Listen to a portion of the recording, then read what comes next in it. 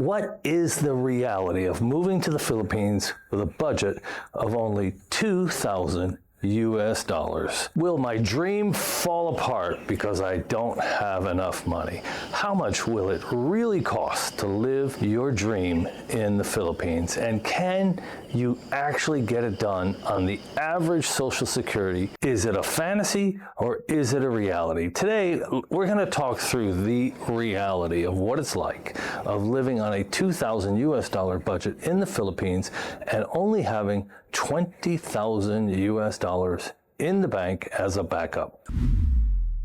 A lot of men are in a position where they need to rewrite the script. They've had a divorce, a separation, a financial shortcoming, and they are looking for a solution for the last part of life to live a retirement. I've been here in the Philippines. My first year, many of you will not believe it, I lived with Chrissy on a $2,000 US budget.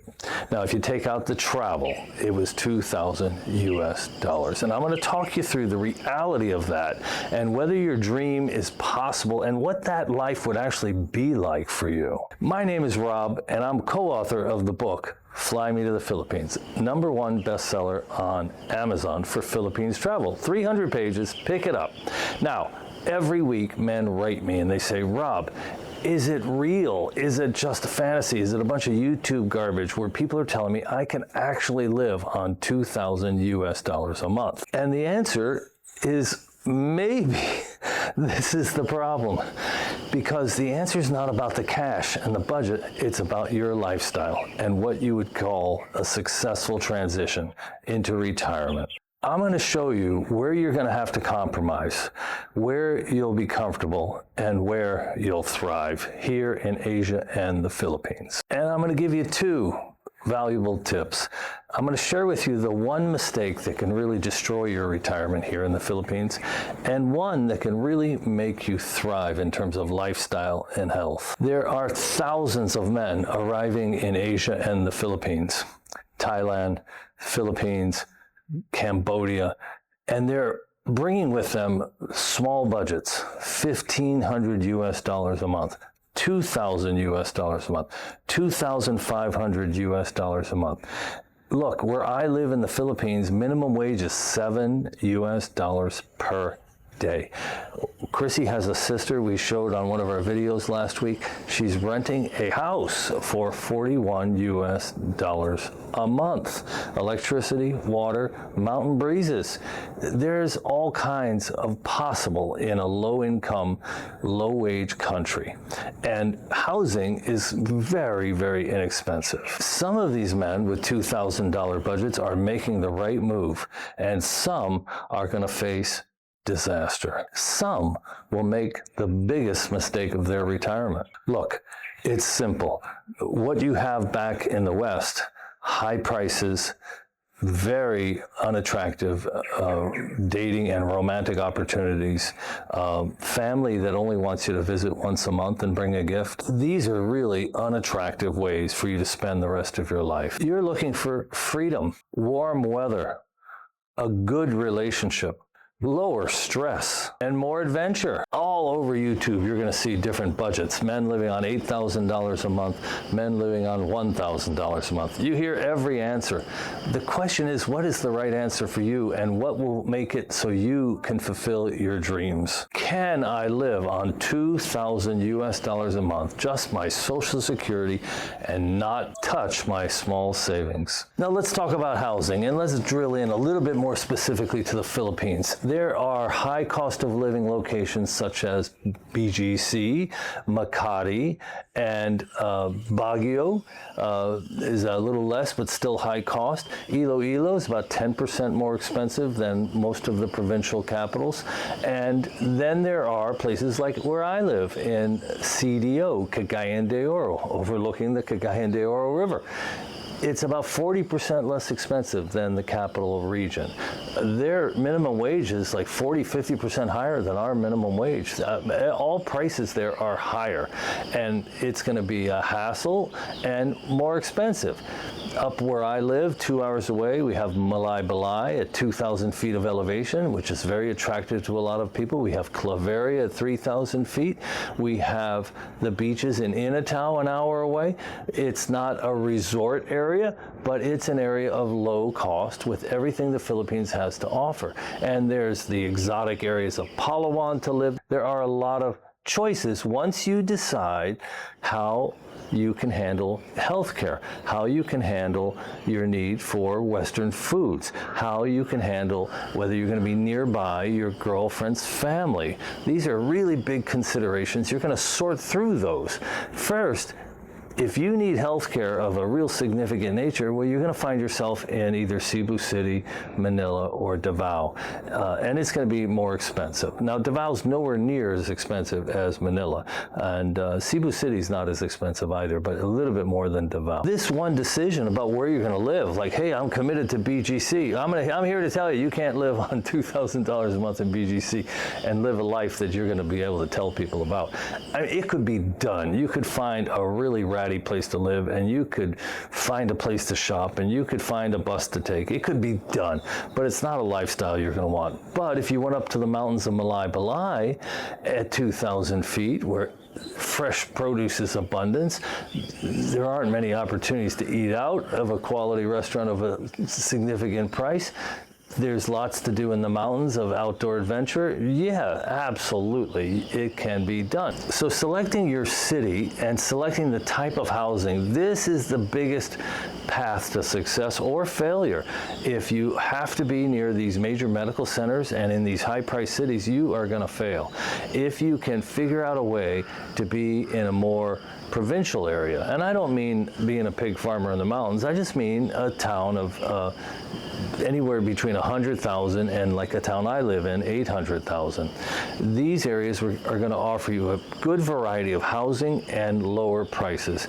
And as an expat, yeah, you can find a place to live for $300 or $400 a month, but I don't think you're going to be very happy. You're going to have the type of neighbors who live too close and are too loud. You're going to have their roosters and their dogs, and you're going to have their kids. You're going to have bad water pressure. You're going to have insect problems. You're going to have potentially crime problems. You could have an abundance of problems, including transportation, because of where you live. I think realistically, with a $2,000 budget, you need to put 25% towards housing. A furnished rental for $500 a month. You can get a studio in a bigger city. You can get a single family house, 2-bedroom, 2-bath, 3-bedroom, 2-bath in the city that I live. They're available, and it can be done. Now, one of the biggest mistakes people make is they don't budget properly for air conditioning. And it is a hot and humid climate here. And you need to get out of the house, and it's hard when it's that hot and it's that humid. So you're going to spend a lot of time wanting to use that air conditioner, and it can cost you up to $150, $175 a month, depending on how efficient it is and how often you use it. Now, these inverter units, these split units, are very efficient, and if the house doesn't have a western exposure, it can be done. You can get by with $80 a month for air conditioning and spend quite a bit of time being comfortable. Right now, it's about 6 a.m. It is spectacular outside, and this is the tip I want to pass on to you. Everywhere you go in the Philippines, the weather from 5:30 a.m. till 7:30 a.m. is unbelievable. Rarely will you get rain at that time of day. I have a friend, he played 100 rounds of golf from 6 a.m. to 10 a.m. last year, did not get rained out one time. Most people don't take advantage of it. The malls don't open to 10.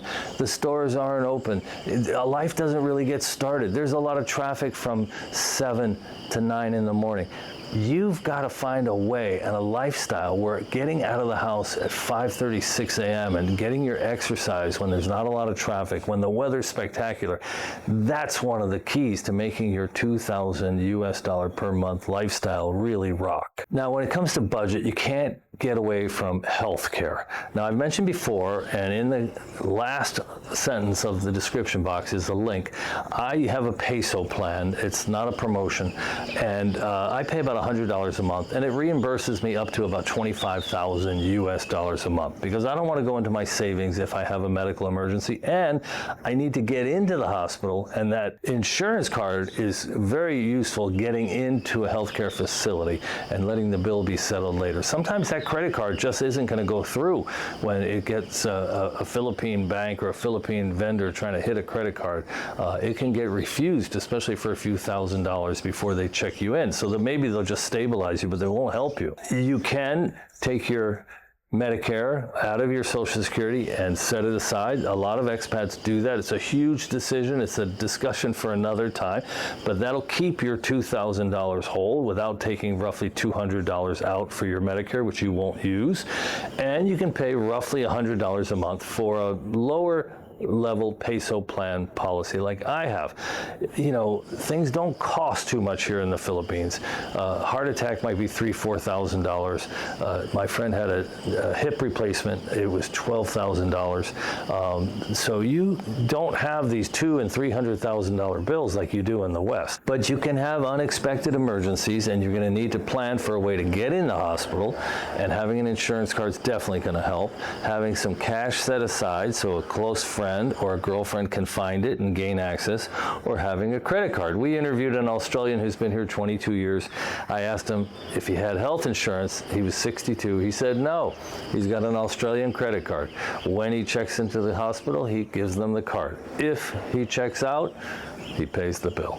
So there's a lot of ways to go about it, but you're going to need to budget at least $100 a month for the basic peso plan insurance. Now, transportation is another big issue that can impact your dreams, your aspirations, the type of life you have here.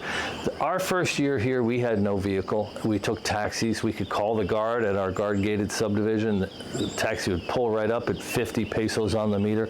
We could go most places for under $5, sometimes $2 or $3 to get to the nearest mall. And we were able to have a $100 per month budget. But a lot of guys want to get scooters. Scooters can be very, very dangerous, and but they give you tremendous freedom.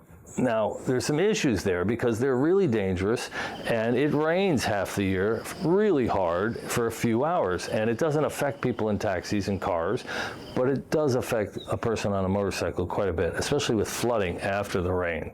So decide whether you're going to risk it all on a scooter with the roosters and the dogs and the bad infrastructure and the holes in the road and the people without their lights on, or whether or not you can afford to live your life. Because if you don't have a scooter and you want to go to the waterfall, well, guess what? It's a 2-hour drive up into the mountains. You're going to have to pay a taxi real money to get there. You're going to have a vehicle and the gasoline expense to get there. There are so many things to do that once you get there, it's free or it's cheap. But if you don't have a 4-wheel vehicle, you're left with a scooter. A scooter can create a very low-cost lifestyle, but you better have the medical insurance to back it up. Next, what determines your lifestyle here is your eating. Now, Chrissy and I, our first year, we lived on $2,000 a month. We did. People won't believe it because we've kind of blown up our budget over the years. But we did, and we didn't drink alcohol. I used to, I was in a fraternity. I used to drink when I was in business. But when I reached a certain age, I decided for anti-aging purposes to give up alcohol. Well, that helps your budget tremendously. Alcohol is kind of cheap here, but if you get it at restaurants and you go out for it, you're going to pay like almost anywhere in the world. You'll pay real premium prices, and you can get dragged into sticking around because people are having conversations, there's meetings, and you want to join, and before you know it, you're spending a lot of money on alcohol. We didn't drink, and we only went out to eat a few times a week. And one of the beautiful things about meeting a Filipina, they're kind of old school. They like to stay home and be with their man and talk on the phone to their relatives, and they don't want to be at a nightclub usually. They don't need much nightlife. They don't need too much adventure, and you can get by with staying home and eating from the grocery store a lot.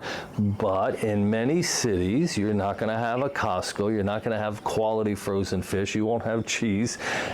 And food can be affordable if you shop like a local and you eat a lot of fish and a lot of pork and a lot of chicken.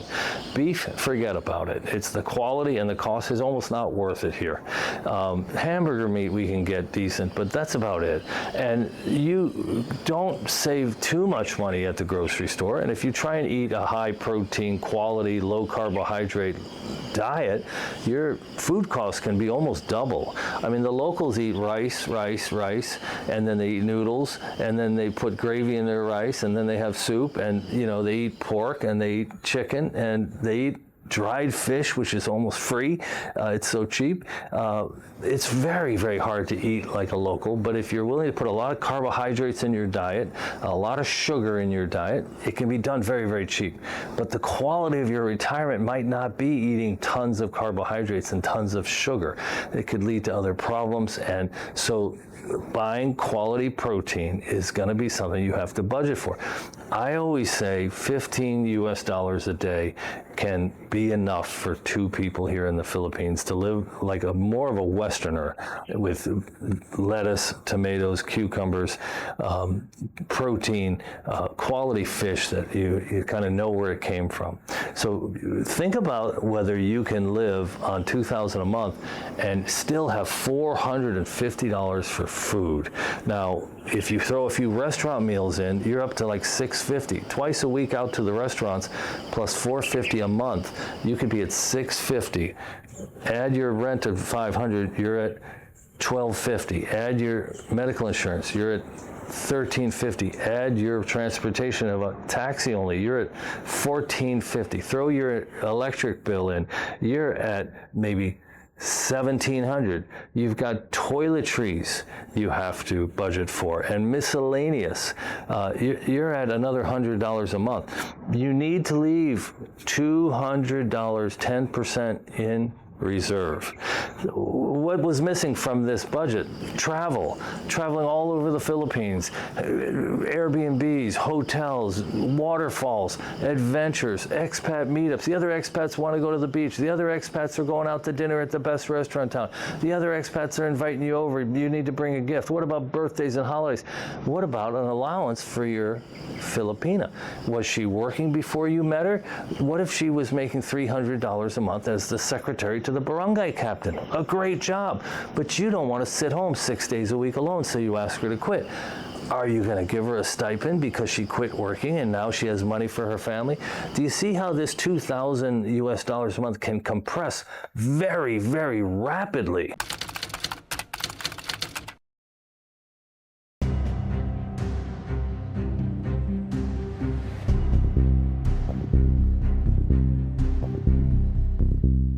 This assumes that you have a girlfriend and she's low maintenance. She doesn't really need to travel. She doesn't need to go to the clubs. She doesn't ask to go out very much.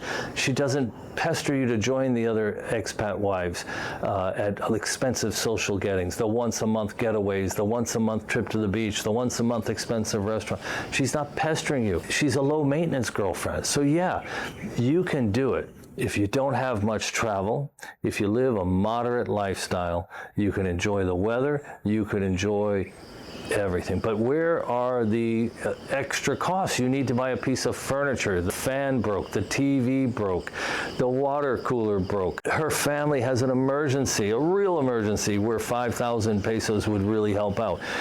Do you have a little extra money for vehicle maintenance? The scooter got stolen. What's going to happen when you have a health issue, but you want to pay out of pocket, but it's only $1,000? So can you do it for $2,000 US a month? Absolutely. Now there's three of these basic low-cost budgets: $1,500 US a month, $2,000, and $2,500. With $1,500, you are bare bones. You really shouldn't go out to eat but maybe one day a month. You're not traveling. You're taking jeepneys. You're taking a taxi occasionally. You might not even be paying for medical insurance. You've definitely cut out your Medicare, because that would be $200 right off the top. And you're probably living in the province for somewhere between $350 and $400 US per month. The $2,000 we just went through, the $2,500, there's the place where there's a little bit of breathing breathing room? Can we take 2 trips a year to one to Boracay, one to Palawan? Can we go to Manila to see a specialist? Can we take a little vacation? Can we travel to Baguio and get out of the heat? With $2,500 a month, you can save a little bit of money for maybe an international trip, to go home more frequently than once a year. If $2,500 is the place where you can kind of relax and not feel burdened, but it can definitely be done for $2,000. And I did it my first year here. We were tight as a tick our first year. Now, if you are not hooked up tight with a Filipina before you get here, if you've not received our book, A Western Man's Guide to Dating in Asia and the Philippines, or the PDF that goes with it, How to Win Online, and you have not met your Filipina yet, or when you get here, she turns out to be a little bit more high maintenance, your budget is going to be under some strain. You might want to travel to a regional capital to meet someone you met online. When you do first meet somebody, you're going to need to go out more often for coffee and for restaurants and for transportation. This is going to put a short-term strain on your budget. Can it be done? It can still be done. But remember, there are going to be some hidden costs that will pop up. So put a little fudge in your budget. The biggest decision you'll make is which city you're going to start out in, which type of property you will rent. If you rent an inexpensive property and it's loud and you have roosters and dogs, you will be very unhappy. If you rent a premium property and it's expensive and it has dogs and roosters, you will be unhappy. Don't think because other Westerners live there and the cars in the neighborhood are brand new that you're not going to get roosters and barking dogs and low water pressure and no heat, no hot water at the faucet, and a landlord who will run you ragged. Okay, we live in a gorgeous subdivision here with really high-end rentals, and there have been 2 foreigners who've moved into this subdivision, dealt with the same landlord, and left a lot of money behind. They couldn't get screens on their windows, they couldn't get other things, they just gave up. So it doesn't matter how much you pay sometimes. What matters is planning and preparation.